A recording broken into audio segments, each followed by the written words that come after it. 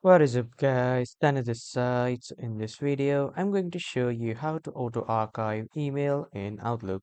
So let's get started. So first, you need to head over to the Outlook's website by just typing outlook.live.com. After that, you need to log in or sign up with your Outlook account. And after that, log in or signing up, you will be welcome to the homepage of Outlook. And now from here, on the right side, you will see the scale icon, which is the settings icon. Click on this, and after clicking on settings on the right side you will see the option of rules.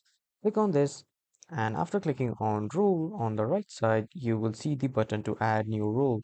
Click on this add new rule button, and then you need to name your rule, but be precise with your name so that you can remember it afterwards. As you can see, I have given the name. Now here I will add a condition. In the condition, you just need to scroll down to the bottom and then click on apply to all messages. And after that, you need to select an action. To add an action, you need to click here, and then you need to click on move to, because you need to move the emails to the archive, so you need to choose the action to move to.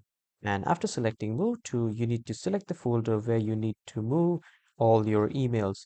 Now here in the folder we will select archive because we want to move all of our emails to archive.